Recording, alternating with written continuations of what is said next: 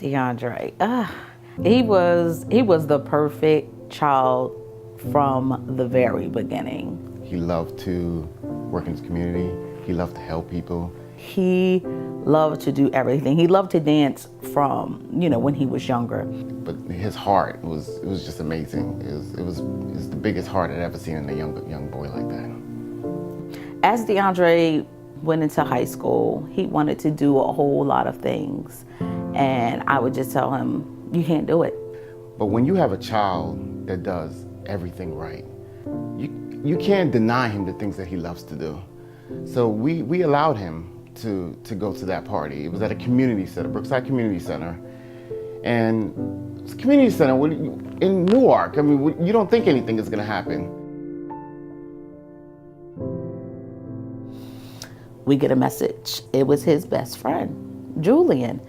And he's screaming and he hollering. I'm like, Julian, calm down. What's going on? What's going on? And he's like, DeAndre's been shot. And I'm like, what?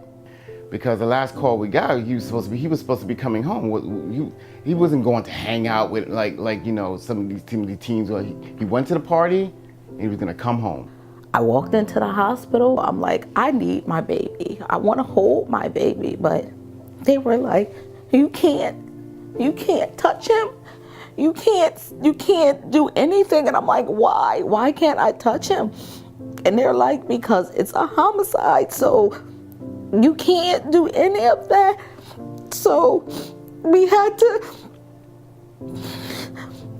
to end up just looking through a door at my son because I couldn't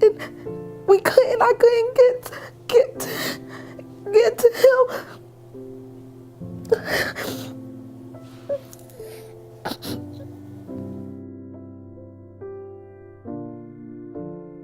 Before all this happened, I had the hardest time trying to understand how a person can take their own life. And I tried it because I lost purpose. Once you lose purpose of life and have nothing to live for, especially when you put so much of your life into an individual, so much of your life into your family, and for that to be stripped away from you for no reason at all, you lose purpose.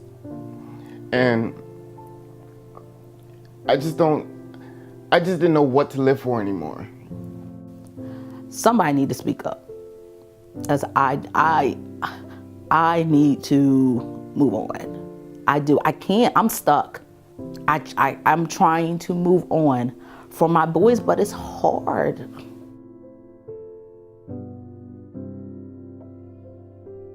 A lot of people don't really understand the whole policy around anonymous. When they say anonymous, they really mean anonymous. They have so many hotlines you can call. You can call the detective's office. You can call Crime Stoppers. They're just waiting for that little bit of information that'll crack that wall so they can break through. This was a child, an innocent child that had nothing to do with anything. And the fact that his life was taken and nobody wants to talk is just crazy to me.